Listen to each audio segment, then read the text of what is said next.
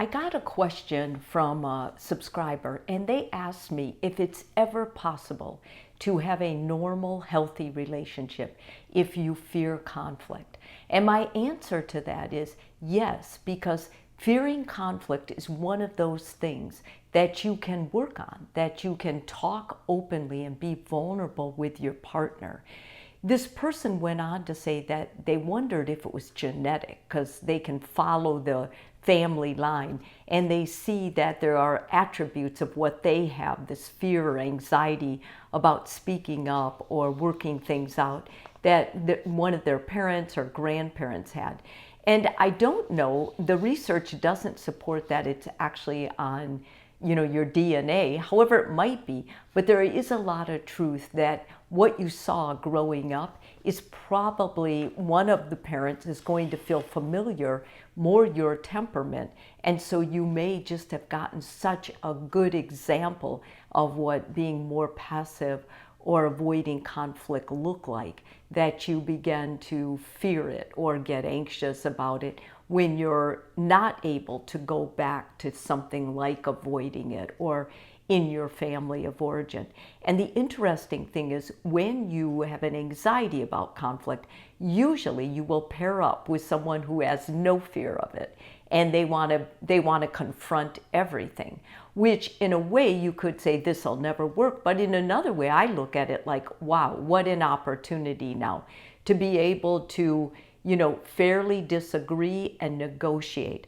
Now, what I want to talk about, first of all, is it bad to be anxious about it? No, it's really not. Your anxiety is making you stop with the next time that a conflict comes up so that you can actually question yourself. What am I really afraid of? Am I predicting something that's not going to happen? Am I catastrophing this? Is there something here that I should take the opportunity and dig deeper with this partner rather than just try to avoid it or ignore it? And secondly, sometimes a fear of anxiety can make you back up, can help you get a hold of yourself, can help you get brave and restore yourself, leave the situation, walk outside, get some air, whatever you need. And then as you get space, you can come back and say, I really want to talk about this. I really want to negotiate about this. So don't get yourself into a state where you become fearful of conflict or of avoiding conflict, but rather use the anxiety that is fueling the fear and say, you know what? This is trying to present an opportunity for me to go forward. The other thing I wanted to say about this is if you find that when you're in conflict, you start getting really more and more anxious, what I want to encourage you to do is step back, take a deep breath, practice some of your, just telling your partner, wait a minute, pausing. You don't have to respond right away. I think a lot of people who fear conflict also fear having a ready-made answer. You don't need that, and you don't need to be vague or walk away or avoid it.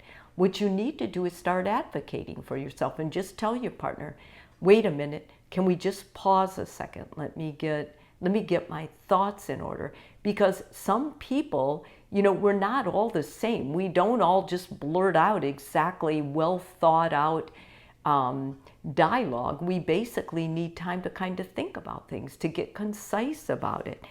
If you do have anxiety and you're about conflict and you know this about yourself already, then I think it's important that you start, really asking yourself, is this person someone that I actually can negotiate?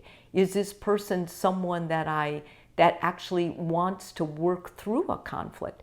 Because sometimes people who are anxious about conflict or confronting, they'll be with someone who loves it, and those people will just spar on purpose.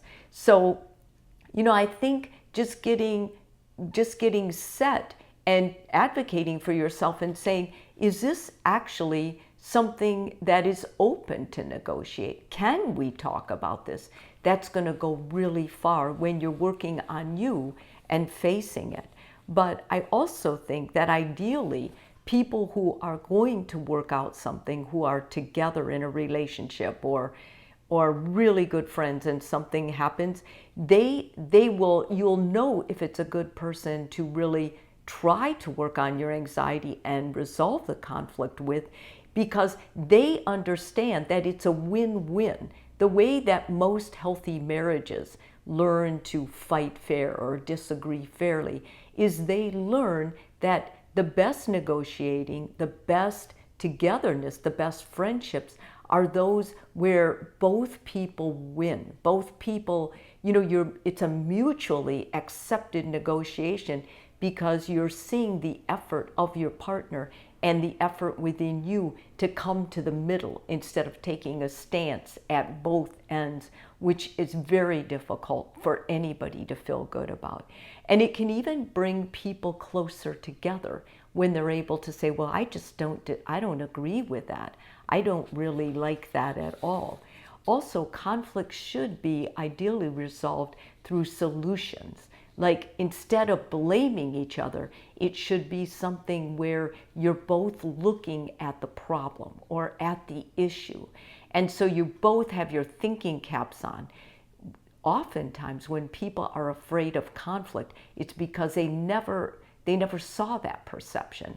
Like, they right away felt like they would be blamed, they would be rejected, they would be abandoned. And that isn't true with healthy conflict. It can cause destruction if your partner needs to win. And those are conflicts I would say we're best to avoid. But I wouldn't just avoid it. I would say, in the past, your behavior has proven to me that you need to win. And I am not interested in that. I'm interested in negotiating and solving the problem. Not trying to fix you, trying to get a handle on what we both can do to fix the problem. And I think when you actually are able to resolve a problem and have a practice problem so you can actually work on this, you will feel so much more confident. You will feel so much stronger within yourself. It opens it up. You will not be as afraid, you will not be as anxious, and you'll learn what works for you. Everybody has their own style. So is it impossible to have a healthy relationship if you feel the need to avoid or you're afraid of conflict? No, it isn't impossible, but it does mean you're going to have to practice. Ask yourself some hard questions and then talk to your partner openly about it. If this video is helpful for you, please subscribe. And if you're already a subscriber, thank you so much.